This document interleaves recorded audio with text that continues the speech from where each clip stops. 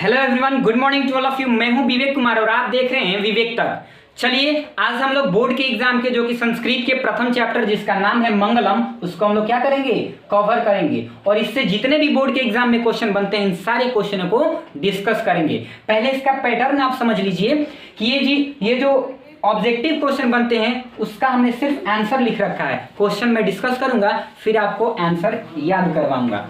और इसमें जो लघु उत्तरीय प्रश्न जो कि 2 नंबर के प्रश्न पूछे जाते हैं, इसका हमने क्वेश्चन लिखा है और इसका आंसर डिस्कस करवा के आपको याद करवाऊंगा। और वीडियो के लास्ट में आपको सारे क्वेश्चन आंसर याद हो जाएंगे और बोर्ड के एग्जाम के प्रथम चैप्टर से एक भी क्वेश्चन आपका नहीं छूटेगा। तो चलिए डिस्कस करते हैं कि पहला चैप्टर से पहला क्वेश्चन क्या बनेगा कि मंगलम पाठ के रचनाकार या मंगलम पाठ के रचयिता कौन है। तो महर्षि वेदव्यास जी हैं। कौन है? महर्षि वेदव्यास जी। तो पहला क्वेश्चन बनेगा कि मंगलम पाठ के लेखक के, मंगलम पाठ के रचयिता कौन है या रचनाकार कौन है या लेखक कौन है। तो महर्षि वेदव्यास जी हैं। कौन है? महर्षि वेदव्यास जी। अगला क्वेश्चन है कि मंगलम पाठ में कुल कितने मंत्र हैं। तो मंगलम पाठ में 5 मंत्र हैं। मंगलम पाठ में कुल कितने मंत्र हैं। तो मंगलम पाठ में मेरे भाई 5 मंत्र हैं। कितने मंत्र हैं? 5 मंत्र हैं। और ये मंगलम जो पाठ है ये कहां से लिया गया है। तो उपनिषद से लिया गया है। कहां से लिया गया है? उपनिषद से लिया गया है। तो 3 क्वेश्चन पहले ध्यान में रखिएगा कि मंगलम पाठ के लेखक कौन है या मंगलम पाठ के रचयिता कौन है या मंगलम पाठ के रचनाकार कौन है। तो महर्षि वेदव्यास जी हैं। मंगलम पाठ में कुल कितने मंत्र हैं? 5 मंत्र हैं। और मंगलम पाठ कहां से लिया गया है। तो उपनिषद से लिया गया है। चलिए आगे बढ़ते हैं। आगे इसमें का ऑब्जेक्टिव क्वेश्चन में बनेगा कि ये जो संसार किससे ढका है। तो परम पुरुष परमात्मा से। क्वेश्चन ऐसे बनेगा ना कि सभी जगह किसकी महत्ता को गाई जाती है, सभी जगह किसकी प्रधानता को गाई जाती है। तो परम पुरुष परमात्मा की प्रधानता को गाई जाती है। सही बात है, ईश्वर को, प्रभु को हर जगह गाया जाता है, हर जगह नाम दिया जाता है। अगला क्वेश्चन है कि सत्य किसकी जीत होती है। तो सत्य की जीत होती है। अगला क्वेश्चन है कि किसकी जीत होती है। तो सत्य की ही जीत होती है। और इससे अगला क्वेश्चन बनता है कि किसकी हार होती है या किसकी पराजय होती है। तो असत्य की पराजय होती है मेरे भाई। फिर अगला क्वेश्चन देखिए कि छोटा से छोटा कौन है। तो आत्मा है। छोटा से छोटा कौन है? आत्मा है। बड़ा से बड़ा कौन है? तो आत्मा है। क्वेश्चन ऐसे बनेगा कि देखिए ये 3 क्वेश्चन हम लोग डिस्कस कर लिए। अब इसको देखिए कि बोला जा रहा है कि सभी जगह किसकी महिमा को गाया जाता है। तो परम पुरुष परमात्मा की महिमा को गाया जाता है। किसकी जीत होती है? सत्य की जीत होती है। और इसमें एक और क्वेश्चन ऐड करिएगा कि किसकी हार होती है। तो असत्य की हार होती है। अगला क्वेश्चन है कि छोटा से छोटा कौन है? आत्मा है। फिर अगला क्वेश्चन है कि बड़ा से बड़ा क्वेश्चन कौन है। बड़ा से बड़ा क्वेश्चन, बड़ा से बड़ा क्या है? तो आत्मा है। फिर है कि किसके द्वारा हम लोग देवताओं के पास पहुंच सकते हैं। तो सत्य के द्वारा। क्वेश्चन आएगा 1 नंबर में कि किसके द्वारा देवताओं के पास पहुंचा जा सकता है। तो सत्य के द्वारा ही देवताओं के पास पहुंचा जा सकता है, अन्य कोई दूसरा रास्ता नहीं है। चलिए अगला क्वेश्चन है कि कौन नाम रूप को छोड़कर के समुद्र में मिल जाते हैं। तो नदियां। कौन नाम रूप को छोड़कर समुद्र में मिल जाती है। तो नदियां मिल जाती हैं, है ना। चलिए तो ये सेगमेंट को हम लोग क्लियर किए। देखिए क्वेश्चन क्या बनेगा कि मंगलम पाठ के रचनाकार कौन है। तो महर्षि वेदव्यास जी। मंगलम पाठ में कुल कितने मंत्र हैं? 5 मंत्र हैं। मंगलम पाठ कहां से लिया गया है? उपनिषद से लिया गया है। सभी जगह किसकी महिमा को गाया जाता है? परम पुरुष परमात्मा की महिमा को गाया जाता है। किसकी जीत होती है? सत्य की जीत होती है। किसकी हार होती है? असत्य की हार होती है। छोटा से छोटा कौन है? आत्मा। बड़ा से बड़ा कौन है? आत्मा। किसके द्वारा देवताओं के पास पहुंचा जा सकता है? सत्य के द्वारा। कौन नाम रूप को छोड़कर समुद्र में मिल जाती हैं? नदियां। तो ये जितने भी ऑब्जेक्टिव क्वेश्चन हमने कराया ये सारे आपके प्रीवियस ईयर क्वेश्चन हैं और आने वाले क्वेश्चन है, तो इसको ध्यान में रखिएगा। ये अगला क्वेश्चन है कि सत्य के मुख को किसके पात्र से ढका गया है। तो सोने के पात्र से ढका गया है। क्वेश्चन बनेगा कि सत्य के मुख को किसके पात्र से ढका गया है। तो सोने के पात्र से ढका गया है। अगला क्वेश्चन है कि किसके द्वारा देवताओं के पास पहुंचा जा सकता है। तो सत्य के द्वारा देवताओं के पास पहुंचा जा सकता है। फिर आएगा कि नदियां क्या छोड़ करके समुद्र में मिल जाती हैं। तो अपना नाम रूप को छोड़ करके समुद्र में मिल जाती हैं। कौन? नदियां। अगला क्वेश्चन है कि किसको जान करके हम मृत्यु से छुटकारा पा सकते हैं, अन्य कोई दूसरा रास्ता नहीं है। तो वेद को ही जान करके हम मृत्यु से छुटकारा पा सकते हैं, अन्य कोई दूसरा रास्ता नहीं है। तो फिर इसको देख लीजिए कि सत्य के मुख को किसके पात्र से ढका गया है, तो सोने के पात्र से। किसके द्वारा देवताओं के पास पहुंचा जा सकता है, तो सत्य के द्वारा पहुंचा जा सकता है। नदियां क्या छोड़ करके समुद्र में मिल जाती हैं, तो नाम रूप को छोड़ करके। और किसको जान करके हम मृत्यु से छुटकारा पा सकते हैं, तो वेद को ही जान करके हम मृत्यु से छुटकारा पा सकते हैं, अन्य कोई दूसरा रास्ता नहीं है।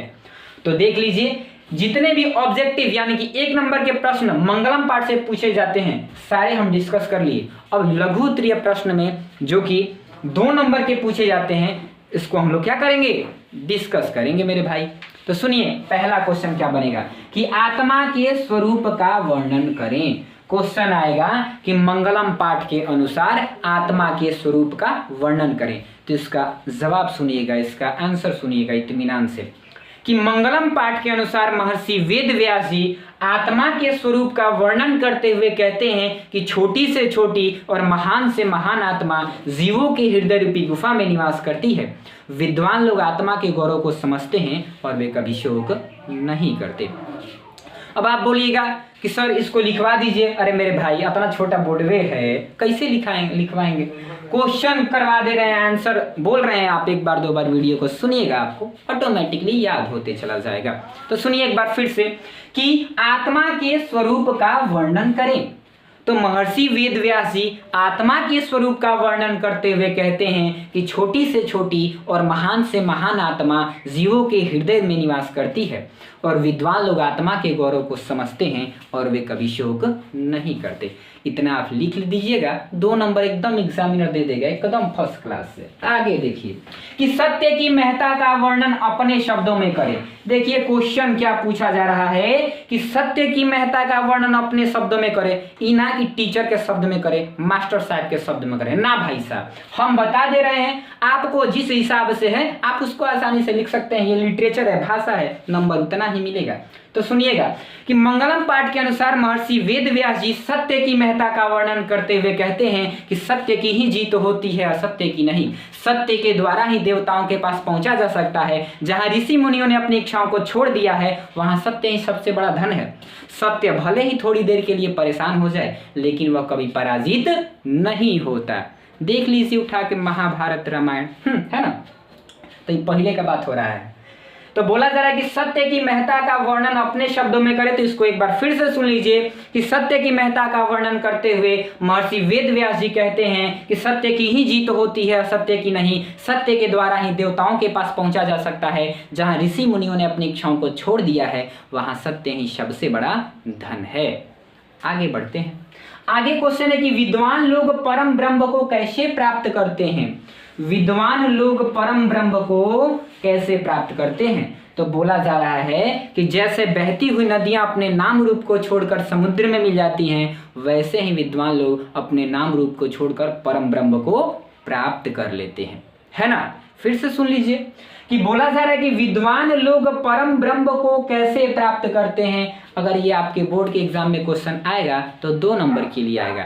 तो इसका उत्तर आप लिखिएगा कि जैसे बहती हुई नदियां अपने नाम रूप को छोड़कर समुद्र में मिल जाती हैं, वैसे ही विद्वान लोग अपने नाम रूप को छोड़कर परम ब्रह्म में मिल जाते हैं। चलिए आगे बढ़ते हैं। आगे क्वेश्चन है कि विद्वान लोग संसार रूपी सागर को कैसे पार करते हैं। तो महर्षि वेद व्यास जी ज्ञानी और अज्ञानी में अंतर स्पष्ट करते हुए कहते हैं कि ज्ञानी वेद स्वरूप होते हैं और अज्ञानी अंधकार स्वरूप। वेद को ही जान करके हम मृत्यु से छुटकारा पा सकते हैं, अन्य कोई दूसरा रास्ता नहीं है। फिर से सुन लीजिए कि विद्वान लोग संसार रूपी सागर को कैसे पार करते हैं। तो महर्षि वेद व्यास जी ज्ञानी और अज्ञानी में अंतर स्पष्ट करते हुए कहते हैं कि ज्ञानी वेद स्वरूप होते हैं और अज्ञानी अंधकार स्वरूप। वेद को ही जान करके हम मृत्यु से छुटकारा पा सकते हैं, अन्य कोई दूसरा रास्ता नहीं है। चलिए अब जो है लास्ट क्वेश्चन को डिस्कस करते हैं। और लास्ट क्वेश्चन है कि उपनिषद को आध्यात्मिक ग्रंथ क्यों कहा गया है। तो बोला जा रहा है कि उपनिषद को आध्यात्मिक ग्रंथ इसलिए कहा गया है क्योंकि यहाँ पे आत्मा और परमात्मा के बारे में विस्तार से चर्चा किया गया है। यहाँ पे सभी तपस्वियों का परम लक्ष्य ईश्वर को प्राप्त करना है मेरे भाई। एक बार फिर से सुन लीजिए कि उपनिषद को आध्यात्मिक ग्रंथ क्यों कहा गया है। तो उपनिषद को आध्यात्मिक ग्रंथ इसलिए कहा गया है क्योंकि यहाँ पे आत्मा और परमात्मा के बारे में विस्तार से चर्चा किया गया है। इसी आत्मा से पूरा संसार ढका हुआ है। यहाँ पे सभी तपस्वियों का परम लक्ष्य ईश्वर को प्राप्त करना है। इस तरह से हम लोग जो प्रथम पाठ था मंगलम, इसका हम लोग ऑब्जेक्टिव क्वेश्चन और लघु उत्तरीय प्रश्न डिस्कस किए। इससे बाहर आपके बोर्ड के एग्जाम में एक भी क्वेश्चन नहीं आएगा। इस वीडियो को 1 से 2 बार देखिएगा, आपको आसानी से सारी चीजें याद हो जाएंगी। जय हिंद।